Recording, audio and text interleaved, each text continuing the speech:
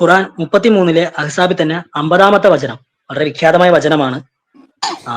പ്രവാചകനെ ഇതുപോലെ എന്താ പറയാ, നിനക്ക് വിവാഹം അനുവദിച്ചു തന്നിട്ടുള്ള സ്ത്രീകൾ എന്ന് പറഞ്ഞൊരു ലിസ്റ്റ് പറയുന്നുണ്ട്.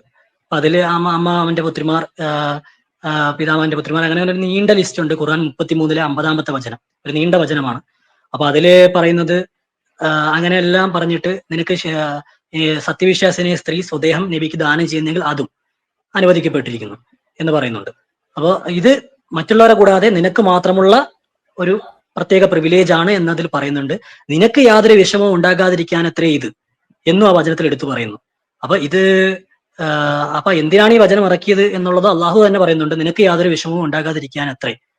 എന്നിട്ട് ആ വചനത്തിൽ പറയുന്നത് ഇതുപോലെ മറ്റുള്ളവർക്ക് ഞാൻ നിശ്ചയിച്ച കാര്യങ്ങൾ അറിയാം, 4 വരെ ഭാര്യമാരും എണ്ണമറ്റ അടിമ സ്ത്രീകളും സമ്പത്തുള്ളവന് ആ രീതിയിൽ ചെറിയ പ്രവാചകന് മാത്രമാണ് സ്പെഷ്യൽ പ്രിവിലേജ്. ഈ ഒരു വചനം അതായത് ശരീരദാനം, ഇതിനെപ്പറ്റി ആയിഷ പറയുന്ന ഹദീസ് വളരെ സഹീ ബുഖാരി 4788 അത് പറയുന്നുണ്ട്. ഇങ്ങനെ പ്രവാചകനെ ശരീരദാനം ചെയ്യാൻ വരുന്ന സ്ത്രീകളെ കുറിച്ച് ആലോചിച്ച് അവർക്ക് ലജ്ജ തോന്നുമായിരുന്നു എന്ന് പറയുന്നുണ്ട്. അപ്പൊ നിങ്ങളുടെ കാര്യം നടത്തിത്തരാൻ അള്ളാഹുവിന് വല്ലാത്ത തിടുക്കമാണല്ലോ എന്ന് പത്നി വരെ പറയുന്ന ഹദീസ്, ഒതന്റിക് ആയിട്ടുള്ള ഹദീസ് എന്റെ അറിവിലുണ്ട്. അപ്പൊ ആ രീതിയിൽ പറയുന്ന ആ ഒരു വചനത്തിൽ അപ്പൊ പ്രവാചകന് ശരീരദാനം വരെ ചെയ്യാം, അങ്ങനെ കൗല ബിന്ത് ഹക്കീം ശരീരദാനം ചെയ്യാൻ വന്നിരുന്നു എന്ന് പറയുന്ന ഒരു ഹദീസും ഞാൻ അവിടെ വായിച്ചിട്ടുണ്ട്. അപ്പൊ ഈ രീതിയിൽ പറഞ്ഞു കഴിഞ്ഞില്ല. അപ്പൊ ഈ രീതിയിൽ നിങ്ങൾ വായിച്ചല്ല, നിങ്ങൾ ബാക്കി പറഞ്ഞോളൂ.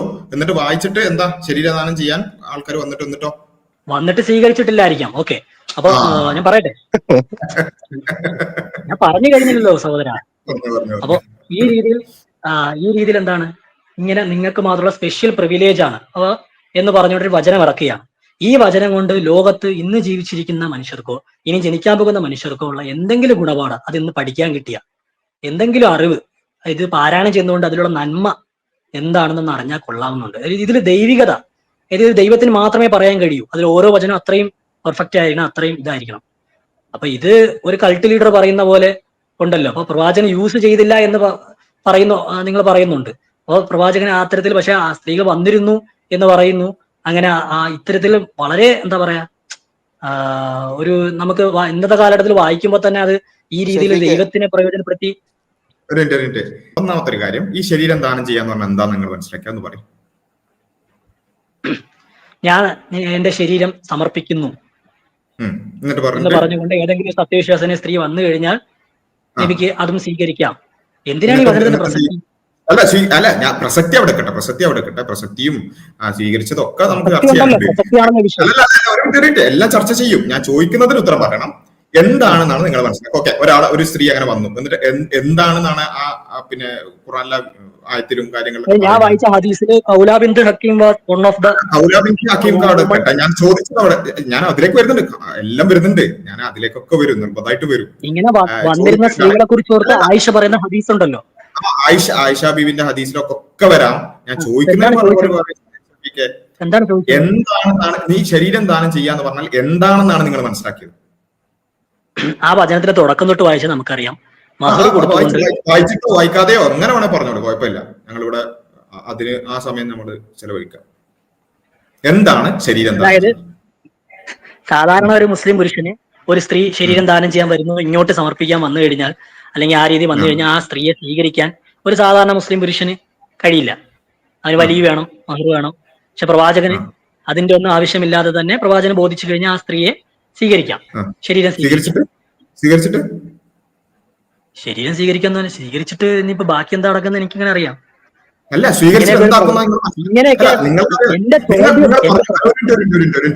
ഒരു മിനിറ്റ്, അങ്ങനെ പോകരുത്. ശരീരം ദാനം ചെയ്യുക എന്നിട്ട് സ്വീകരിച്ചു, നമുക്ക് ഇപ്പൊ തന്നെ ആലോചിക്കാൻ തന്നെ പറ്റാത്തൊരു കാര്യം എന്നൊക്കെ ഇങ്ങനെ പറഞ്ഞല്ലോ. ആ സാധനം എന്താണെന്നാണ് നിങ്ങൾക്ക് ആലോചിക്കാൻ പറ്റാത്ത ആ സാധനം എന്താന്ന് പറയും, എന്നിട്ട് പോയാൽ മതി. എനിക്ക് ആലോചിക്കാൻ പറ്റുന്ന കാര്യം, അതായത് ഒരു പ്രപഞ്ചം മുഴുവൻ സൃഷ്ടിച്ചു എന്ന് പറയുന്ന വ്യക്തി ഒരു കേവലമായ മനുഷ്യന്റെ, ഞാൻ ചോദിക്കുന്നത് വളരെ സിമ്പിൾ ആണ്. ശരീരം ദാനം ചെയ്യാന്ന് പറഞ്ഞാൽ എന്താ? ഓക്കെ, നിങ്ങൾ പറഞ്ഞു ഒരു സ്ത്രീ അങ്ങനെ വന്നു, എന്നിട്ട് എന്താ സംഭവിക്കാൻ പോകുന്നത്? പ്രവാചക അവളെ സ്വീകരിക്കുമായിരിക്കും. ശരീരം അത് അന്നത്തെ അല്ല, സ്വീകരിച്ചിട്ട് ശരീരം എന്തിനാണ് ദാനം ചെയ്യുന്നത്? എന്നിട്ട് എന്താക്കും? അവളെ വധുവാക്കുന്നാണോ? അങ്ങനെ ഒരു അങ്ങനെ വധുവാക്കാം എന്ന് വാദിച്ചാലും അല്ലെങ്കിൽ അല്ലാത്ത രീതിയിൽ ഉപയോഗിക്കുമെന്ന് വാദിച്ചാലും ഇവിടെ ഒരു പ്രബന്ധ വാദിക്കലൊക്കെ അവിടെ നിൽക്കട്ടെ. നിങ്ങൾ ഇപ്പൊ ആലോചിക്കാൻ പോലും പറ്റാത്തൊരു കാര്യം എന്ന് പറഞ്ഞൊരു സംഭവം ഉണ്ടല്ലോ, അതെന്താണെന്ന് പറയാം. എന്നിട്ട് നമുക്ക് നമ്മുടെ ശരിക്കുള്ള കാര്യങ്ങളൊക്കെ നമ്മൾ പറഞ്ഞുതരാം, അത് കൃത്യമായിട്ട് തന്നെ പറഞ്ഞുതരാം. പക്ഷെ എന്താണ് ആലോചിക്കാൻ പോലും പറ്റാത്ത ഒരു സംഭവം എന്നുള്ളത് നിങ്ങളൊന്ന് പറയും. അതായത് ഈ പ്രപഞ്ചം മുഴുവൻ സൃഷ്ടിച്ച ഒരു വ്യക്തി, പ്രപഞ്ചം സൃഷ്ടിച്ചതൊക്കെ അവിടെ നിൽക്കട്ടെ. ചോദ്യം വളരെ വളരെ സിമ്പിൾ ആണ്, ക്രിസ്പാണ്, ഡയറക്റ്റ് ആണ്. എന്താണ് ശരീരം ദാനം ചെയ്ത്? ഓക്കെ, ശരീരം ദാനം ചെയ്യാൻ ഒരു സ്ത്രീ വന്നിട്ട് എന്നിട്ട് എന്താ സംഭവിക്കുക? അതൊന്ന് പറയും. എന്നിട്ട് എന്താ സംഭവിക്കുക അത് പറയും. എന്നിട്ട് എന്താ സംഭവിക്കുക എന്ന് എനിക്കറിയാം. ഈ വചനം ഖുർആനിലുണ്ടല്ലോ. എന്റെ പൊന്ന് ചങ്ങാതിയെ, നിങ്ങൾക്ക് ആലോചിക്കാൻ പോലും പറ്റാത്ത അത്രയും വൃത്തികേടാന്നല്ലേ പറഞ്ഞത്.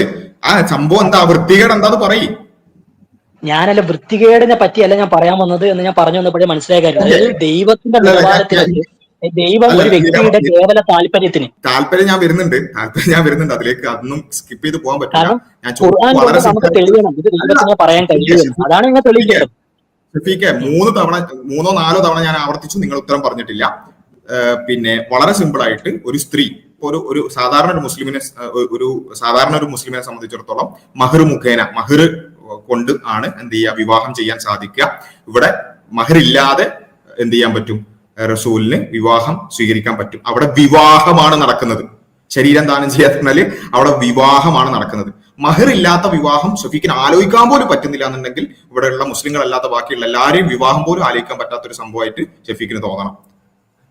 അങ്ങനെയാണോ? ഇനി അല്ലെങ്കിൽ ഒരു കുറച്ചും കൂടി ലിബറൽ പെർസ്പെക്റ്റീവിൽ പറയുകയാണെന്നുണ്ടെങ്കിൽ കൺസെന്റ് കൊടുത്തൊരു സ്ത്രീ വന്നാൽ, കൺസെന്റ് വെച്ചാൽ വിവാഹത്തിനുള്ള കൺസെന്റ് കേട്ടോ, അല്ലാതെ മറ്റേ പരിപാടിയല്ല. അങ്ങനെ വന്നാൽ അവളെ വധുവായി സ്വീകരിക്കുന്ന കാര്യമാണ് പറഞ്ഞത്.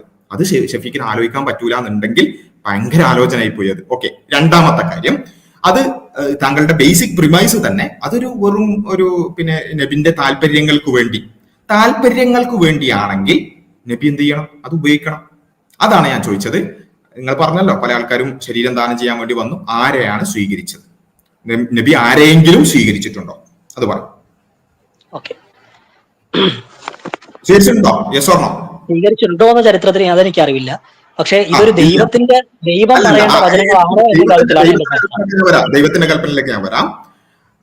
ഒന്നാമത്, നിങ്ങളുടെ ബേസിക് പ്രിമൈസ് ഇവിടെ പൊട്ടിപ്പൊളിഞ്ഞ് പാളിസായിക്കണം. എന്നുവെച്ചാൽ നബിക്ക് താല്പര്യത്തിന് വേണ്ടി, നബിയുടെ സുഖത്തിനു വേണ്ടി നബി ഉണ്ടാക്കിയ വചനമാണെങ്കിൽ, ഒരു മിനിറ്റ് ഞാൻ നിങ്ങൾ ഇത്രയും പറഞ്ഞില്ലേ, ഞാനൊന്ന് പറഞ്ഞ് പൂർത്തിയാക്കട്ടെ. നബിക്ക് താല്പര്യത്തിന് വേണ്ടി, നബിയുടെ സുഖത്തിനു വേണ്ടി നബി ഉണ്ടാക്കിയെടുത്തതാണെങ്കിൽ, അതായത് നബിക്ക് എന്ത് ചെയ്യണം? ഇന്നൊരു സംഭവം നടക്കണം, നിങ്ങൾ പറഞ്ഞ വളരെ വൃത്തികെട്ടുന്ന ഒരു സംഭവം നടക്കണം. ആ സംഭവം നടക്കണം എന്നുണ്ടെങ്കിൽ നബി ആയത്തിറക്കുന്നു, അത് ചെയ്യുന്നു, അതാണ് സംഭവിക്കുക. പക്ഷേ ഇവിടെ ആയത്തിറങ്ങുന്നു, നബി അത് ചെയ്തിട്ടുണ്ടോ ഇല്ലേ? ചെയ്തിട്ടില്ലെങ്കിൽ, അതായത് ശരീരം ദാനം ചെയ്യാൻ റെഡി ആയിട്ട്, അതെന്ന് വെച്ചാൽ മഹറില്ലാത്ത നിക്കാഹിന് വേണ്ടി, മഹറില്ലാത്ത നബിയുടെ ഭാര്യയാകാൻ വേണ്ടി മഹർ വേണ്ട എന്ന് പറഞ്ഞുകൊണ്ട് സ്ത്രീകൾ സമീപിച്ചിട്ടുണ്ട്. പക്ഷെ നബി അവരെ വിവാഹം ചെയ്തിട്ടില്ല. അപ്പൊ നബി അവരെ വിവാഹം ചെയ്യുക എന്നുള്ളത് നബിക്ക് താല്പര്യത്തിന് വേണ്ടി, നബിയുടെ സ്വന്തം താല്പര്യത്തിന് വേണ്ടി ഉണ്ടാക്കിയതായിരുന്നെങ്കിൽ നബി അത് യൂസ് ചെയ്യായിരുന്നു വേണ്ടത്. കാരണം നബി അതിന് വേണ്ടിയിട്ടല്ല ഉണ്ടാക്കിയത്, അത് ചെയ്തിട്ടില്ല. ദാറ്റ് മീൻസ് ഈ ഒരൊറ്റ സംഭവം തന്നെ തെളിവാണെന്ത്? നബിയുടെ താല്പര്യത്തിന് വേണ്ടി നബി തട്ടിക്കൂട്ടി ഉണ്ടാക്കുന്ന സംഭവം അല്ല എന്നുള്ളതിന്റെ തെളിവാണിത്. മഹറില്ലാതെ വിവാഹം കഴിക്കാം എന്നുള്ളതാണ് ഇത്. അവിടെ അങ്ങനെ കഴിച്ചിട്ടില്ല സ്ത്രീകൾ. ഈ രണ്ട് പോയിന്റ് റെഡിയായോ? ഗുണപാഠം ഞാൻ പറഞ്ഞുതരാം. ഈ 2 പോയിന്റ് റെഡിയായോ? അതായത് പ്രവാചകൻ വിവാഹം കഴിക്കാൻ ഉദ്ദേശിച്ചെങ്കിൽ എന്ന് പറഞ്ഞാലാണ് ഇത്. കൗലാബിന്ദു ഹക്കീം സമർപ്പിക്കാൻ വന്നിരുന്നു എന്നും ആയിഷ ഇങ്ങനെയുള്ള സ്ത്രീകൾ വന്നിരുന്നതിനെ പറ്റി പരാതി പറയുന്നുണ്ട്. അപ്പൊ അവിടെ വിവാഹം കഴിക്കണം എന്നില്ല. ഞാൻ പറഞ്ഞ മറ്റേതും ആവാമല്ലോ, ആ ഒരു സാധ്യത. നബിയുടെ താല്പര്യത്തിന് വേണ്ടി നബി ഉണ്ടാക്കിയതല്ല പറഞ്ഞത്. അതെ, അപ്പൊ കൗലാബിന്ദു ഹക്കീനെ ആ രീതിയിൽ വിവാഹം കഴിക്കാതെ ഉപയോഗിക്കാമല്ലോ. അങ്ങനെയാണെങ്കിൽ ആ കാര്യം എഴുതി വെക്കണമെന്നില്ലല്ലോ. കൗലാബിന്ദു ഹക്കീം സമർപ്പിച്ചു എന്നുണ്ടല്ലോ, സമർപ്പിക്കാൻ വേണ്ടി വന്നിരുന്നു എന്ന്. നിങ്ങൾക്ക് ഈ ഒരു ബേസിക് കാര്യം പോലും മനസ്സിലാവുന്നില്ലേ? അതായത് ഞാൻ ചോദിക്കുന്നത് ഇത് വളരെ സിമ്പിൾ ആയ ചോദ്യമാണ്. നബിയുടെ താല്പര്യത്തിന് വേണ്ടി നബി കെട്ടിപ്പൂട്ടി ഉണ്ടാക്കിയ ഒരു ആയത്താണ്. അങ്ങനെ ഒരു നിയമം നബിക്ക് വേണ്ടി, നബിയുടെ സുഖത്തിന് വേണ്ടി ഉണ്ടാക്കിയതാണെങ്കിൽ നബി ഇത് ഉപയോഗിക്കല്ലേ വേണ്ടത്? എന്തുകൊണ്ട് നബി ആരെയും സ്വീകരിച്ചില്ല?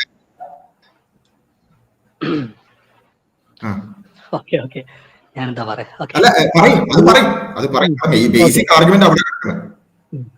അതായത് ഇത് വിവാഹം തന്നെയാണോ ശരിക്കും? ഞാൻ എന്തോ പറഞ്ഞല്ലോ ആയിക്കോട്ടെ, അല്ല എന്തോ ആയിക്കോട്ടെ അല്ലേ, എന്നാലും കുഴപ്പമില്ല. എന്തോ എടുത്താലും ഈ സാമ്പുവും നബി കൊണ്ടുവന്നതാണ് നബിക്ക് വേണ്ടിയിട്ടല്ലേ. അത് ഷെഫീഖ് ഫസ്റ്റ് പറഞ്ഞ അതെ. ക്ലെയിം. അപ്പൊ അങ്ങനെ അള്ളാഹു സ്ത്രീകൾ നബിയും കൂടി വന്നിരുന്നു തീരുമാനിച്ചു സ്ത്രീകൾ ഷെഫീഖ് വന്നിരുന്നു കൊണ്ടുവരാനുള്ള എന്ന് കാരണം തന്നെ. ആയിഷ റിപ്പോർട്ട് ഷെഫീഖ് ചെയ്യുന്നുണ്ടല്ലോ. ആ ഷെഫീഖ് സ്ത്രീകൾ മഹറില്ലാതെ വന്നിരുന്നു. വിവാഹത്തിന് റെഡിയായിട്ട് മഹറില്ലാതെ വിവാഹത്തിന് റെഡിയായിട്ട് സ്ത്രീകൾ വന്നിരുന്നു, നബിയെ സ്വീകരിച്ചില്ല. സ്വീകരിച്ചില്ല എന്നുണ്ടോ ഹദീസിൽ? അതെ. ഉണ്ട് ഉണ്ട്. ഓക്കെ, ആ ഹദീസിന്റെ റെഫറൻസ് എന്നാ പിന്നീട് ഞാൻ ചെക്ക് ചെയ്യായിരുന്നു. നബി അങ്ങനെ വന്നു സ്വീകരിച്ചില്ല എന്ന്. ഇബ്നു കസീർ റഹ്മത്തുള്ളയുടെ തഫ്സീറിൽ 33 അധ്യായം 50 വചനത്തിൽ ഇബ്നു ഹാത്തിം ഉദ്ധരിക്കുന്നുണ്ട്. ഇബ്നു അബ്ബാസ് റളിയല്ലാഹു അൻഹു പറഞ്ഞതായിട്ട് ഇബ്നു കസീർ Rahmatullah ഉദ്ധരിക്കുന്നുണ്ട്. The Messenger of sallallahu alaihi wasallam did not have any wife who offered herself to him. പിന്നെ ഷാലു പറഞ്ഞ ഇപ്പൊ തഫ്സീർ പറഞ്ഞ കാര്യം അത് ഓതന്റിക് ആയിട്ടുള്ള ഹദീസ് ബേസ്ഡ് ആട്ടോ. അതുകൊണ്ടാണ് നമ്മൾ ഇതൊക്കെ എടുക്കുന്നത്. മനസ്സിലായോ? ഓക്കെ, എനിവേ ഇത് പറയും, ഞാൻ എന്തായാലും ചെക്ക് ഈ ചെയ്യും. ഒരു ഈ ഒരു കാര്യം പറയും. ഇതിൽ ഒന്നാമത്തത് തന്നെ നിങ്ങൾ എനിക്ക് വേറൊരു കാര്യം കൂടെ പറയാനുണ്ട്. പറഞ്ഞത് മഹറില്ലാത്ത നിക്കാഹാണ്. മഹറില്ലാത്ത കല്യാണത്തിനാണ് നിങ്ങൾ ഭയങ്കര വൃത്തികേട് എന്ന് പറഞ്ഞത്. അത് വൃത്തികേടല്ല എന്ന് മനസ്സിലായോ? ഓക്കെ, ആ, ഇനി രണ്ടാമത്തെ കാര്യം പറഞ്ഞത് പിന്നെ അത് നബിയുടെ താല്പര്യത്തിന് വേണ്ടി നബി കെട്ടി ഉണ്ടാക്കിയതാണെന്നാണ്. നബി കെട്ടി ഉണ്ടാക്കിയതാണെങ്കിൽ നബി അത് ഉപയോഗിക്കണമായിരുന്നു. അത് ഉപയോഗിച്ചിട്ടില്ല എന്ന് മനസ്സിലായോ? അല്ലെങ്കിൽ ഉപയോഗിച്ചിട്ടില്ല എന്നുള്ളത് കൊണ്ട് താങ്കളുടെ ആ ബേസിക് ആർഗ്യുമെന്റ് തന്നെ തകർന്നു മനസ്സിലായോ? അത് ആർഗ്യുമെന്റ് തകരല്ല മാത്രമല്ല ബാസിൽ ചെയ്യുന്നത്, അത് പ്രവാചകത്തിനുള്ള തെളിവ് കൂടിയാവുന്നുണ്ട്. കാരണം വൈ ഷുഡ് ഹി ബിൽഡപ്പ് അങ്ങനെ ഒരു ആയത്ത് ഉണ്ടാക്കി പിന്നെ അത് ഉപയോഗിക്കാണ്ടിരിക്കേണ്ട ആവശ്യം എന്താണ്?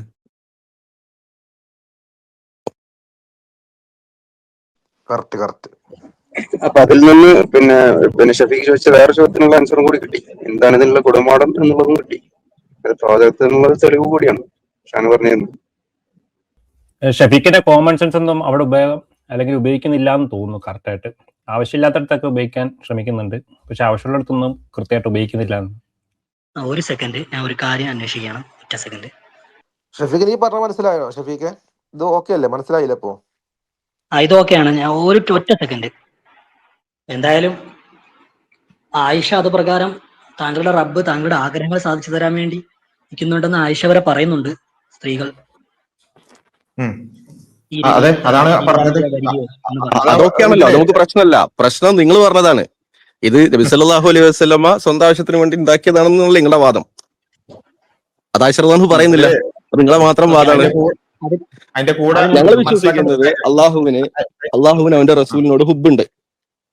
ആ ഹുബിന്റെ പ്രകടനമാണെന്നാണ് ഞങ്ങൾ വിശ്വസിക്കുന്നത്. ആയിഷ റളിയല്ലാഹു അൻഹ അങ്ങനെ തന്നെയാണ് വിശ്വസിക്കുന്നത്. അപ്പം ഇസ്ലാമിലുള്ള തെളിവായിട്ട് നിങ്ങൾ അംഗീകരിക്കും. അതെങ്ങനെ തെളിവാകും? അതല്ല പറഞ്ഞത്, പിന്നെ ഈ ആയത്തുണ്ടാക്കേണ്ട ആവശ്യമില്ലല്ലോ. ഇത്തരത്തിലൊരു പ്രപഞ്ചം മുഴുവൻ സൃഷ്ടിച്ച ഒരു പടച്ചോൻ ഈ രീതിയിലൊരു വചനം ഇറക്കുമ്പോൾ അതിന് പിന്നിലെ ചരിത്ര വസ്തുതകൾ കംപ്ലീറ്റ് ആയിട്ട് നമുക്ക്, കാരണം ഇത് ഈ ഖുർആൻ നമ്മുടെ മുമ്പിലുണ്ട്, ഇതിലിങ്ങനെ സ്വീകരിച്ചോ ഇല്ലയോ എന്നുള്ള കാര്യം പണ്ഡിതന്മാര് പല രീതിയിൽ പറയുകയും ഇങ്ങനെ ഓതന്റിക് ഹദീസ്. ഓക്കെ, ഹദീസും പണ്ഡിതന്മാരൊന്നും മനസ്സിലായില്ല എന്നുള്ള എനിക്ക് പറയരുത്. ഇതുപോലുള്ള വചനങ്ങൾ ആർക്കും ഇറക്കാൻ കഴിയില്ലെന്ന് പറയുമ്പോൾ ഇത്തരത്തിലുള്ള വചനങ്ങളും ഖുർആനിലുണ്ട് എന്ന് വേണം കരുതാൻ. ഈ വചനത്തിൽ എന്താ പ്രശ്നം പറയും? ഈ വചനത്തിൽ ഒന്ന് പറഞ്ഞ് പിന്നെ മഹറില്ലാത്ത പിന്നെ കല്യാണത്തെ കുറിച്ച് അത് നിങ്ങൾക്ക് അത്രയും വലിയ അടങ്ങാറുണ്ടെന്നുണ്ടെങ്കിൽ ഈ ഇവിടെ ഉള്ള മുസ്ലിങ്ങളുടേതല്ലാത്ത എല്ലാ കല്യാണം ഭയങ്കര അടങ്ങാറായിരിക്കണം. ഒരു വൃത്തികട ഈ നൂറ്റാണ്ടിൽ കല്യാണം അയക്കാൻ പറഞ്ഞിരിക്കേണ്ടി വരും. പൂർത്തിയാക്കട്ടെ. രണ്ടാമത്തത്, അതിൽ താങ്കൾ പറഞ്ഞ ഒരു കാര്യം കൂടി അഡ്രസ് ചെയ്യാനുണ്ട്, അതുകൊണ്ടാണ് പറഞ്ഞത്. രണ്ടാമത്തത്, നബിന്റെ താല്പര്യത്തിന് വേണ്ടി നബി ഇങ്ങനെ തോന്നിയതുപോലെ ഇറക്കുകയാണെന്നുണ്ടെങ്കിൽ, അല്ലെങ്കിൽ നബിയുടെ ചില ഉദ്ദേശ പൂർത്തീകരണത്തിന് വേണ്ടി ആയത്തിറക്കുകയാണെന്നുണ്ടെങ്കിൽ നബി അത് ഇറക്കിയിട്ട് അത് ഉപയോഗിക്കായിരുന്നു വേണ്ടിയിരുന്നത്. നബി അത് ചെയ്തില്ല എന്നുള്ളത് ഒന്നാമത് നബിയുടെ പ്രവാചകത്വത്തിന് കൂടിയുള്ള തെളിവായിട്ട് വേണമെങ്കിൽ നമുക്ക് എടുക്കാം. മൂന്നാമത്തെ കാര്യം, ആയിഷ ബീവി അതിനോടൊരു അത്തരത്തിലൊരു കമന്റ് പറഞ്ഞു. ഇവിടെ നമ്മൾ മനസ്സിലാക്കേണ്ടത്, നബിയാണ് പ്രവാചകൻ. ആയിഷ ബീവിയെ അല്ലെങ്കിൽ മറ്റ് നബിയുടെ പിന്നെ എന്താ പറയാ ഭാര്യമാർ, അവര് വളരെ സാധാരണക്കാരായ മനുഷ്യന്മാരാണ്.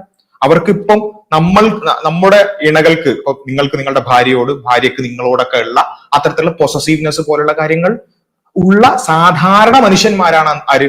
നബിയുടെ പിന്നെ ഭാര്യമാർ എന്ന് പറയുന്നത്. അവർ അത്തരത്തിൽ പിന്നെ അത്തരത്തിലുള്ള കമന്റുകൾ പറയും.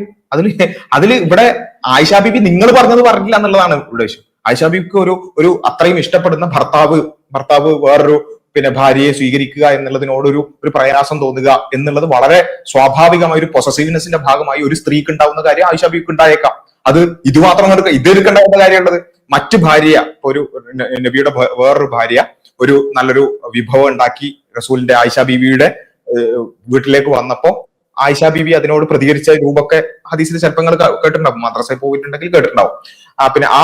പിന്നെ ആ ഒരു ചെറിയൊരു നമ്മൾ പറയുന്ന ആ ഒരു പൊസസീവ്നെസിന്റെ ഭാഗമായിട്ട് അത് പിന്നെ വലിച്ചു താഴെ രൂപത്തിലേക്ക് ആയിഷ ബീവി പിന്നെ എന്ത് ചെയ്തിട്ടുണ്ട്, പ്രതികരിച്ചിട്ടുണ്ട്. നബി അവിടെ തിരിച്ചു ചെയ്തത് എന്താ ചെയ്തതെന്ന് ചോദിച്ചിട്ട് ദേഷ്യപ്പെടുകയല്ല, വളരെ ഒന്നും മിണ്ടാതെ ആ വീണ പിന്നെ പാത്രത്തിന്റെ ചില്ലുകളൊക്കെ അടിച്ച് കൂട്ടുന്ന നബിയെയാണ് നമുക്ക് അവിടെ കാണാൻ സാധിക്കുന്നത്. എന്നിട്ട് കുറച്ച് കഴിഞ്ഞിട്ട് അതിനെ ഒന്ന് തിരുത്തി കൊടുക്കുക.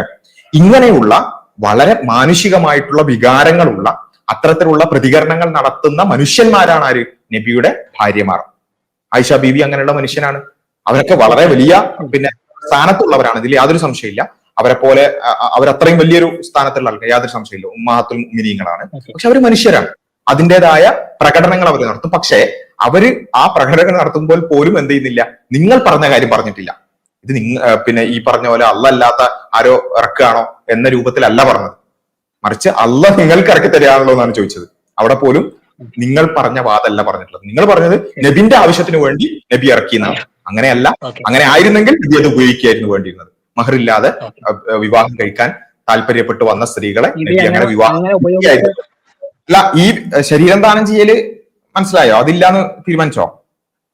അതിങ്ങനെ സ്ത്രീകൾ വന്നിരുന്നു എന്ന് പറയുന്നുണ്ട് ഹദീസ്. പിന്നീട് എന്താ നടന്നതെന്ന് എനിക്കറിയില്ല. അതിനെപ്പറ്റി ഞാൻ ഒന്ന് സെർച്ച് ചെയ്യട്ടെ. പിന്നീട് അവരെ തിരിച്ചു വിട്ടോ എന്നുള്ള ഒതന്റിക് ആയിട്ടുള്ള സോഴ്സ് ഉണ്ടോ എന്ന് നോക്കട്ടെ.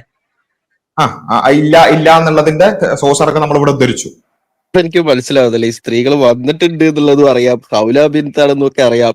എന്നിട്ട് ഹദീസിന്റെ ബാക്കിയിൽ നബി സല്ലല്ലാഹു അലൈഹി വസല്ലമ വേറൊരാൾക്ക് ആ സ്ത്രീയെ വിവാഹം കഴിച്ചു കൊടുക്കുന്ന സംഭവങ്ങളൊക്കെ ഉണ്ട്. അത് മാത്രം എങ്ങനെ കാണാണ്ടായി പോയത്? അപ്പൊ അവിടെ